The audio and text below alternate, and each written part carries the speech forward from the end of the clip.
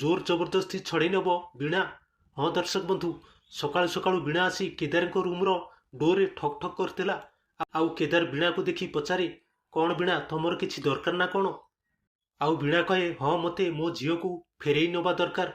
ତାପରେ ବୀଣା ଭିତରକୁ ଆସି ଦୋଳିରେ ତା ଝିଅକୁ ଦେଖିବାକୁ ନ ପାଇ ପଚାରେ, କେଦାର ଭାଇ, ମୋ ଝିଅ ସେବିକା କାହିଁ? ଆଉ ଗୌରୀ ହଠାତ୍ ଆସି ସେଠି ପହଞ୍ଚେ ଆଉ କହେ, ତୋ ଝିଅ ଏଇଠି ଅଛି। ଆଉ ବୀଣାକୁ ପଚାରେ, ତୁ ସେବିକାକୁ କାହିଁକି ଖୋଜୁଛୁ, କ'ଣ ହେଇଛି? ତାପରେ ବୀଣା ଗୌରୀ ପାଖକୁ ଆସି ସେବିକାକୁ ଜୋର ଜବରଦସ୍ତି ଛଡ଼େଇ ନିଏ। ଗୌରୀ କହେ, ବୀଣା ତୁ ଏଇଟା କ'ଣ ଠିକ୍ କଲୁ? କହ, କାହା ପାଖରୁ କିଏ କ'ଣ ଏମିତି ଛୁଆକୁ ଜୋର ଜବରଦସ୍ତି ଛଡ଼େଇ ନିଅନ୍ତି? ଆଉ ବୀଣା କହେ, ସେ ମୋ ଝିଅ, ତାକୁ ମୁଁ କେମିତି ଧରିବି, କେମିତି ତାକୁ ସମ୍ଭାଳିବି, ସେ କଥା ତମେ ମୋତେ ଶିଖାଓନି ଦିଦି। ବାସ୍ କିଛି ଦିନ ତାକୁ ତୁମକୁ ସମ୍ଭାଳିବାକୁ ଦେଇଥିଲି, ସେଥିପାଇଁ ତମେ ତା ମା ବୋଲି ନିଜକୁ ଭାବି ନିଅନି। ହଁ ଦର୍ଶକ ବନ୍ଧୁ, ବୀଣା କ'ଣ ନିଜ ଝିଅକୁ ଗୌରୀ ପାଖରୁ ଛଡ଼େଇ ନେଇ ଠିକ୍ କଲା?